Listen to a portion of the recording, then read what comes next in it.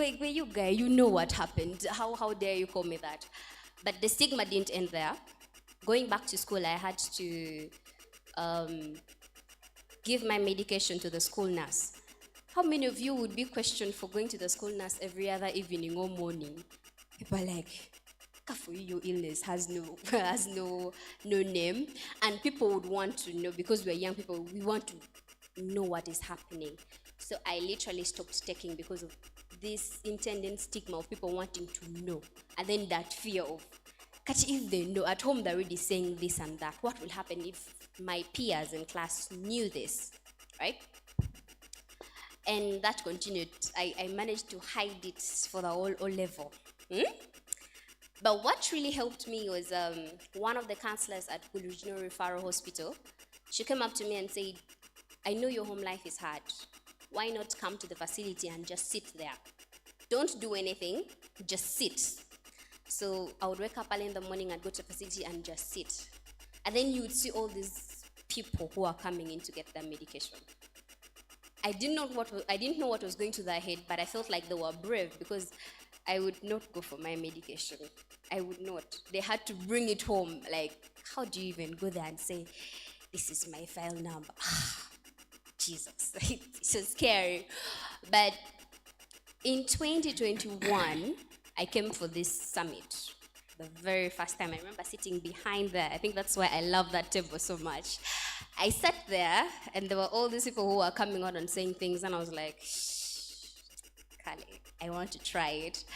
And I'm here. But stigma really has very many effects, because you find someone dropping out of care, you find someone having a very high viral load, and becoming a very hot spot for infections.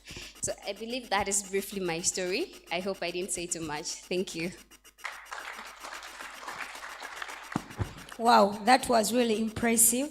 You know, when we go to schools, we expect our fellow students to love us. But when you show me that kind of attempt, that man, we need to know this about you. I will not feel very secure, but I'll be insecure, okay? So that was really great. And I'm glad that you're very courageous to come up and sensitize the community on what you're doing. Thank you very much.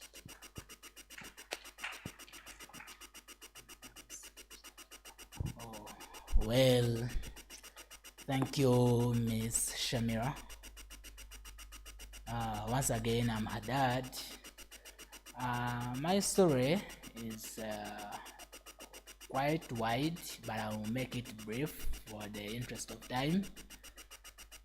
I'm HIV positive. Regardless, I wasn't born positive. Neither of my parents who was positive, but I came to know my status at the age of 11.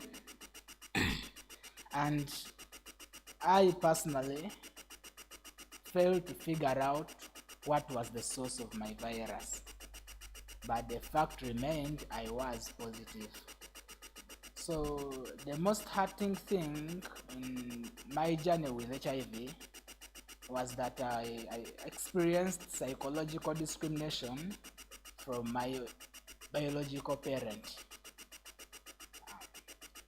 whom I expected she would give me maybe a shoulder to lean on and say to me nice words like, all is going to be well.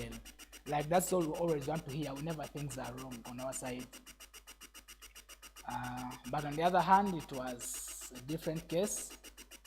She was an I don't care person. I remember there was a time when I had my own cup, own plate, own basin, because they felt like when they touch those utensils that I've used, they're going to contract HIV also.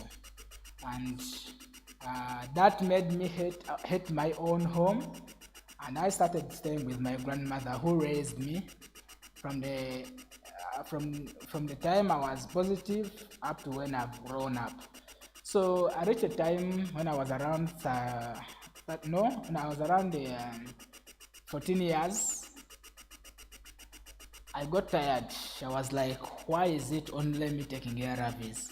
At home there is no one taking them. Where did I get it from? I remember asking my grandmother, asking her, but who is my real mother? Maybe my real mother might be the one who has given me this virus, and that's why this one doesn't love me. But she had no answer actually at that juncture. I remember her going into her bedroom. She closed the door. I'm not so sure whether she cried from inside, but I'm sure she was upset and she felt bad. She had no answer to my question. So when I reached 14, after having those random questions, I got tired and I defaulted. I remember I was adhering well, to the extent that by the time I was diagnosed with the virus, I had only 40 CD4 cells in the body. But at the age of 14, they had raised up to 1,500. Like I was improving. Regardless, I had some self-denial within me. So I defaulted for over 8 months without taking drugs. Because of that self-hate, then you know the weird side effects that come after defaulting, getting the skin rashes, funny illness, you're always down, bedridden. So I had to take myself again back to care without anyone following me. I realized it is true now. Actually, that's when I chose to accept that I was positive. They had told me, they gave me ARVs, but I had not accepted. So after seeing the side effects and the consequences that came after defaulting from my treatment, I chose to go back to my facility. I continued to care, and though I remained with self-stigma, the only advantage that I had that made me not to drop out of school was that at school, no student came to know about my status, and I couldn't allow them to access my properties, like a case and my bed, like anything. Remember, you know how high school, I know some of you here are still in high school, and you know how your colleagues do it in the dormitory, sitting on each other's bed. So I used to put a mosquito net on my bed to give the other people had time not to come on my bed, because you know there's the mosquito, they feel like now removing this thing and then putting it again. So they could choose to go on other those beds. So that's how I survived all my high school.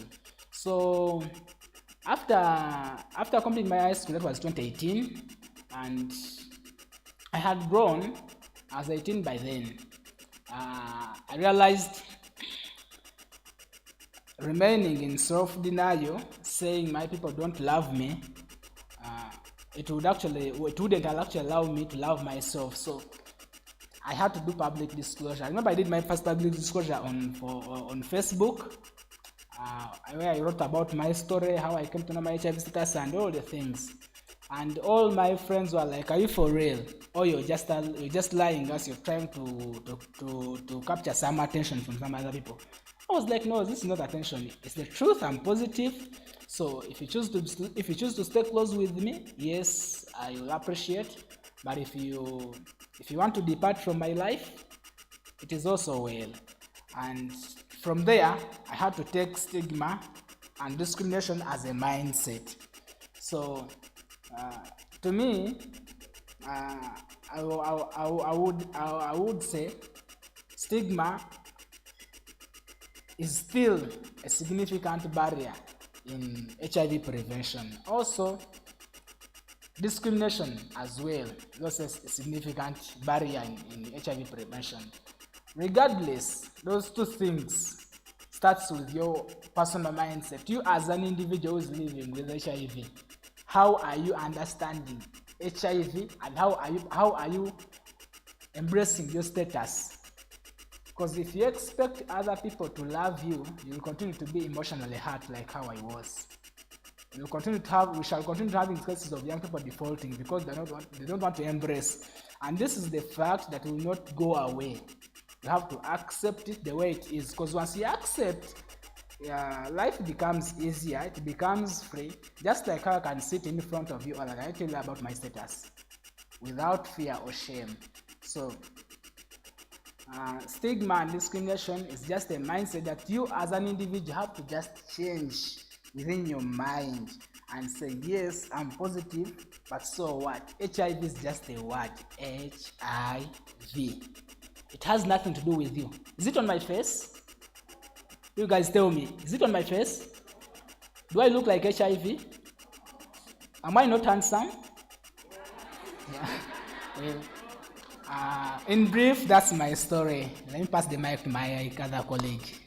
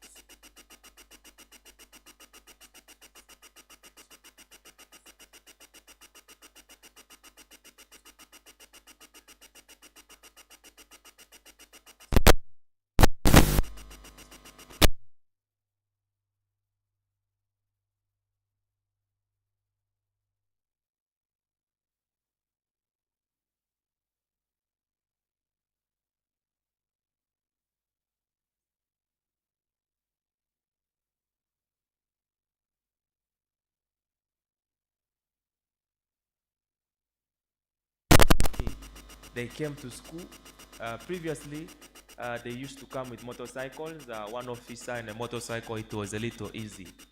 And they would call me. Now, the school staff were aware that I am being sponsored by who?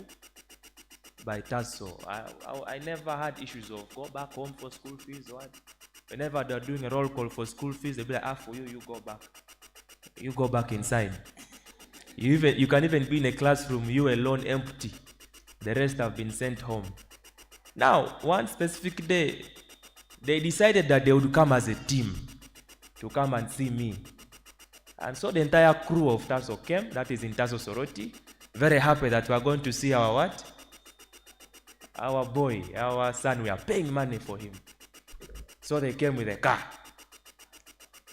Do you know how many labels that car has? It's labeled up to the tire. TASO, TASO, TASO, bonnet TASO, in the mirror TASO, white and blue. You see it from a distance. It was almost lunchtime. I saw it entering school. And no, it was lunchtime and I saw it entering school. First day they got me, actually. The first day they came, they got me because I was in class. So the teacher came and called me, Emmanuel team, present. Come. Your people have come to see you.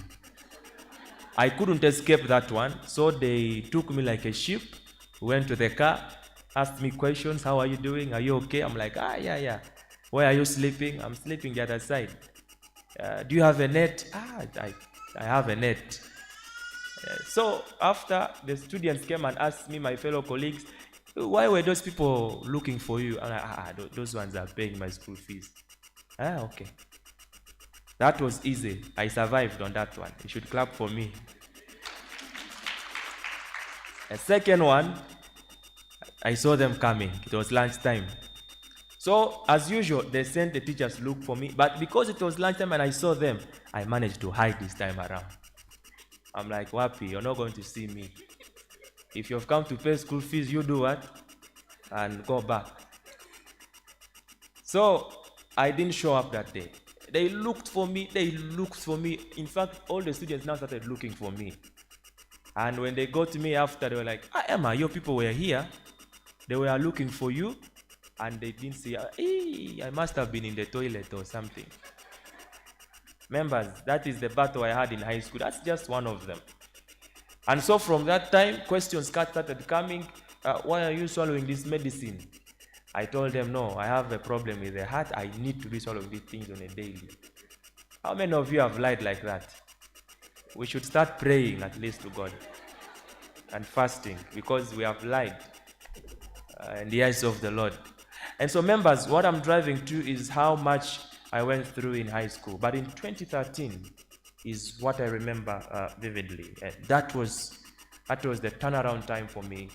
In fact, because I used to skip swallowing medication, have holidays for them. Remember, you're fighting with students seeing you swallowing the medicine. I have stopped seeing my counselors coming to school. I no longer swallow medication. I started falling sick, but 2013 hit me badly. And that's when now I'm sure many of you in this room must understand when I say a clinical stage 4 diagnosis. Are you aware of that? Do you know the diseases around that stage? They are very deadly, okay? We're talking about TB, cryptococcal meningitis, and a number of diseases, very bad diseases. And so one of them attacked me, and I failed badly. I was hospitalized. Now, that was the biggest blow on me.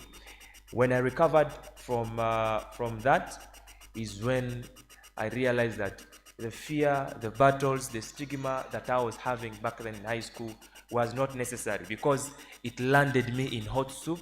It landed me in the point where I faced death. If you've ever faced death, you must be knowing what I'm talking about, where you see that your soul is actually leaving your body.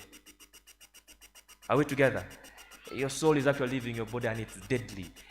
But God, thank God, I recovered and I got back on my feet. It is at that point I realized that no, I need to take my life seriously. It's not easy when you know that you're going direct to hell. Are we together? So after that, 2018 is when I realized that that was the time I needed to step up and disclose my status. I realized it was the easiest way I needed to use for me to become free. And in 2018, in the group, among the group, in front of the group of youth like this, I told them that, guys, I am HIV positive, and today I'm telling you because I want to be free. And so that is when I finally became free and disclosed my status, and it was in 2018. Otherwise, I don't think I would be free right now discussing about this if I had not taken the first initial step in 2018 to disclose that I'm HIV positive. Thank you.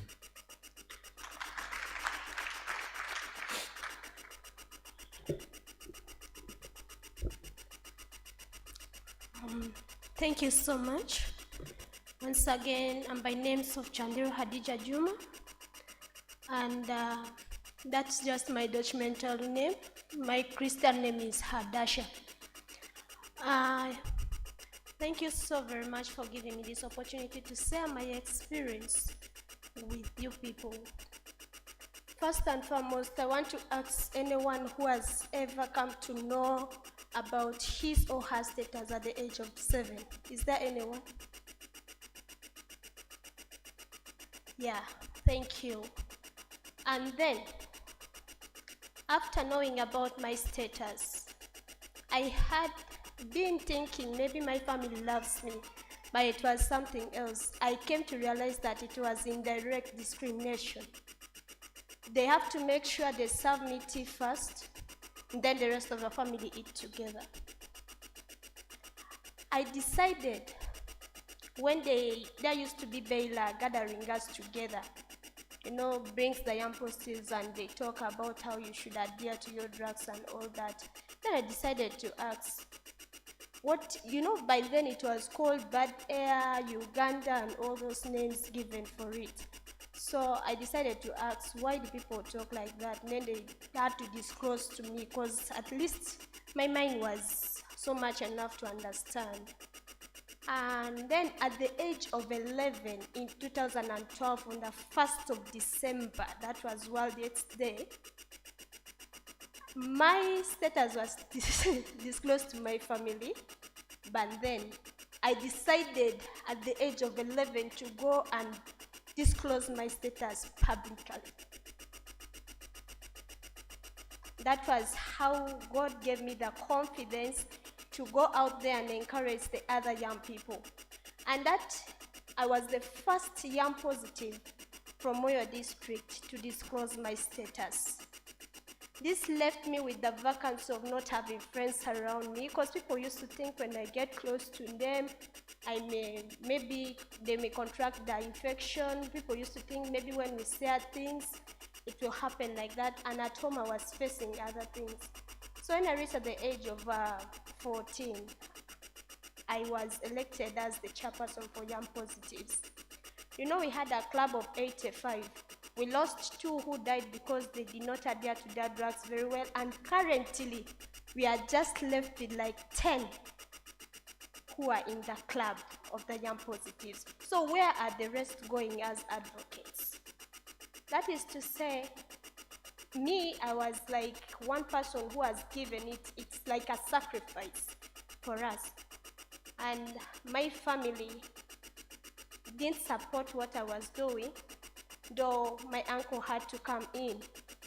My midwives from the facility, those health workers were supportive, and people from the Moyo AIDS Serious Association, which is MAHA in abbreviation, were so supportive and encouraged me. At the end of it today, you're seeing one person who has stood up for herself, ready to advocate. And I want to tell you, young people, you can do the same as I did. I faced a lot of discrimination. I want to cut my story short, because at school I was discriminated, but because I was intelligent, teachers loved me. My school fees sometimes is not paid just because they said I'm positive. I may not even make it in life.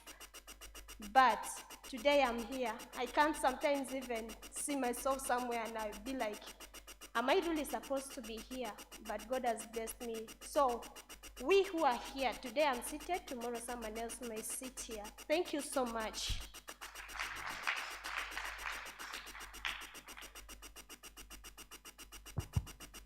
It was really an amazing experience. Can we add them more hand claps, please?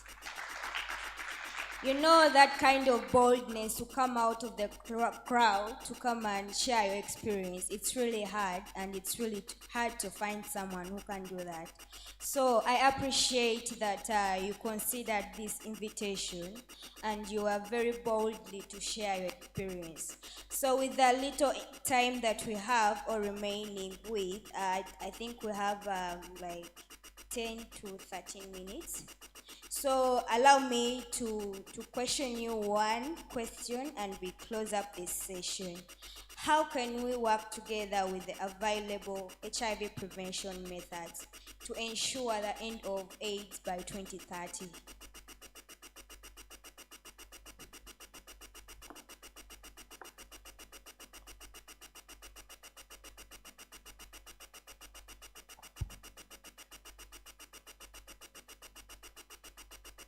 Yes, so let's hear within 1 minute so that we can close up. Hi again.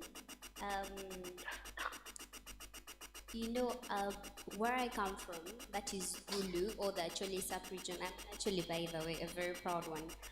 Um, where I come from, honestly, HIV infections or HIV prevalence is very high. And I don't think it's because the preventive measures are not there, but I believe the people are not aware or do not have the right information. So my main point is going to be, can we promote awareness and education on the preventive measures? Because you have people telling you that having a condom on you is a disrespect to your partner. But we all know we're human beings, and sometimes things get you in a situation where you have to release. And when you don't have a condom, all those things, it can end up being a challenge. And then, can we create more awareness on regular testing? It's not bad to test yourself, because my district, when you tell people to test, they're going to tell you, why should I test when I know I've not been exposed? You get. So they don't know that. And then people don't understand the meaning of the PrEP and the PEP. Like, you tell them and they're like, huh? Isn't that just ARVs? Like, they are, but they have a specific purpose. So if what we could do with the available preventive measures, can we promote awareness and education? Can we teach the people? Because right now what we do, together with Uganda Cares, what we do is we do community dialogue. We go into the different hotspots and then you teach people on these things. And then you get to realize people actually don't know. They know these things by name, but they don't know how to use them or how important they can be. So I think that is what we can do with the available preventive measures. Thanks. Thank you very much. Within 1 minute, please. Well, thank you so much, our moderator. When we speak of how can we work together with the available HIV prevention methods or choices, me, I'm looking at emphasizing on one thing. We who are already HIV positive, how about we use treatment as a prevention? And according to the analysis I've been making, my personal analysis, I found out it is really working out and proving us that HIV can literally be prevented. Look at PMTCT. How many of you know about PMTCT? By show of hands. Yeah, that is prevention of mother-to-child transmission. Or some will find it being called EMTCT, elimination of mother-to-child transmission. So that whole process goes with constant treatment. When the mother who is living with HIV is constantly taking their medicine very well, it means they'll reach a time and they'll be virally suppressed and undetectable. And when we speak of undetectable, we again speak of U equals U. That means undetectable is equal to untransmittable. That's why we are having mothers who are giving birth to HIV positive mothers giving birth to HIV negative infants. And it really proves us that treatment as prevention, it is one of the cheapest methods that we can literally use. We as people who are already HIV positive. Even men, if you're a young man here living with HIV, you're taking your medicine very well, your viral results are undetectable. It means you cannot pass the virus to your sexual partner. We look at harm reduction services. This one I take it back to our service providers, stakeholders, and implementing partners.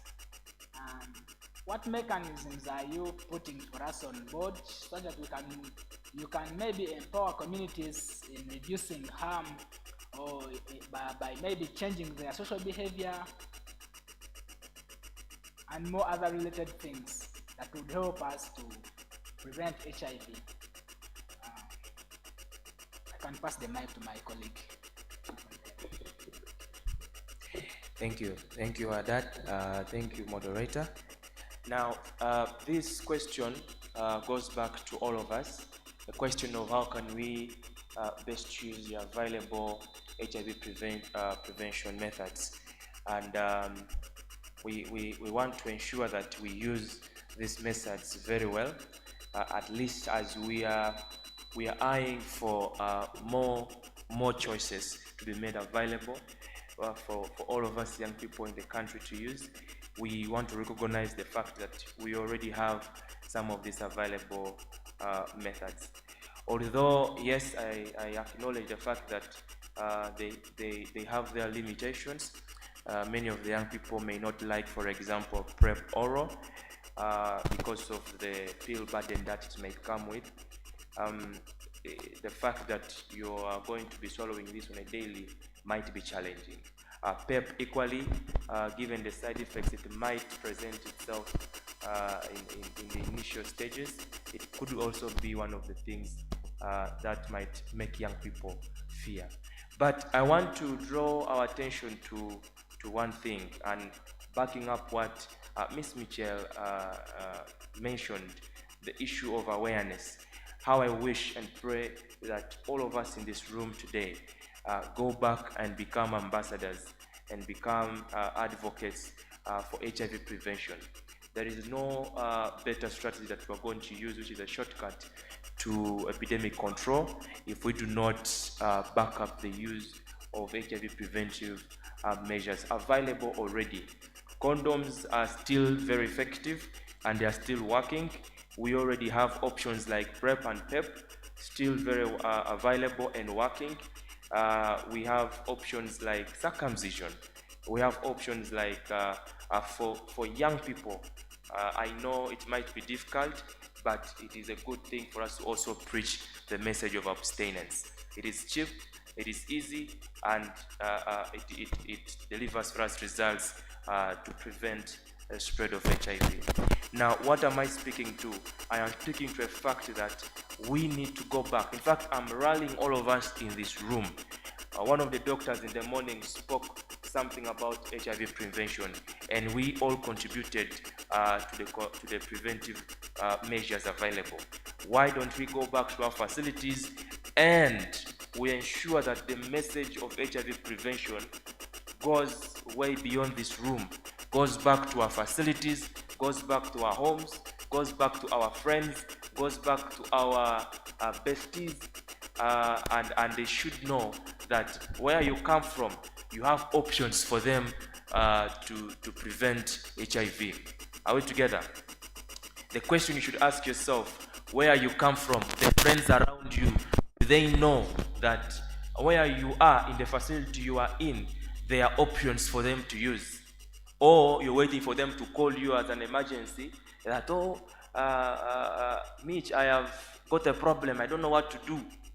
You shouldn't wait for those emergencies, but rather have it for them readily available that they can be able to access this. So let us go back and we use these available prevention measures, and I think that is the only way we can manage this as we wait, but also advocate for options or advocate for the choices available that are on the way. Let them be scaled up.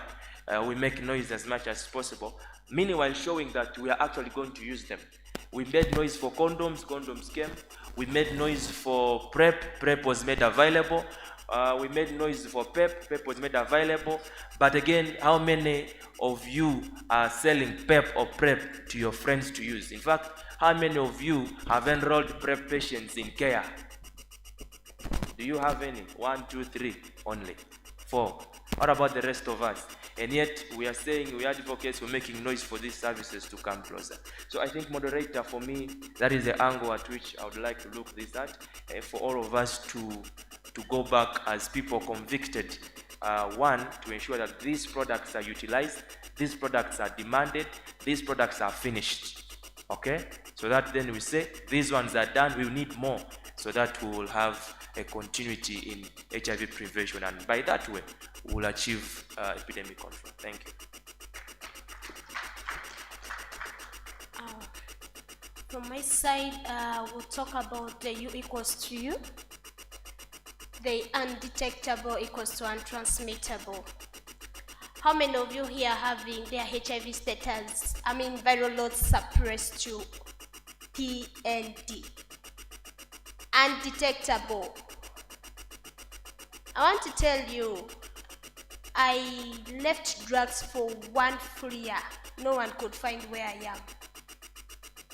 Until of some days I had to come back on care, and I started, coming up, but starting with it, I was having nausea. And I had to adhere to it, and currently, I was so surprised. From 500,000, I came to 250 to undetectable. So that is one of the achievements I have as a person who was adhering to hard drugs. So they have said it to us, undetectable equals to untransmittable, which means when we adhere to our drugs very well, we will not be able to transmit the disease to our partners or our loved ones. I hope none of us who are seated in this room is having the idea of going out there and say, I have HIV, so I won't die alone, I have to give for others. I hope none of us in this house, in this hall, is having that idea. So if you don't have that idea, let's hope to see a generation free of AIDS. That's one thing I'm requesting from you. And then the other thing I want to tell you people is, we need to get back to the roots of our families. I guess most of the issues that are affecting our young girls and adolescents, the young women, is coming from the families. You go to a family, you find this mother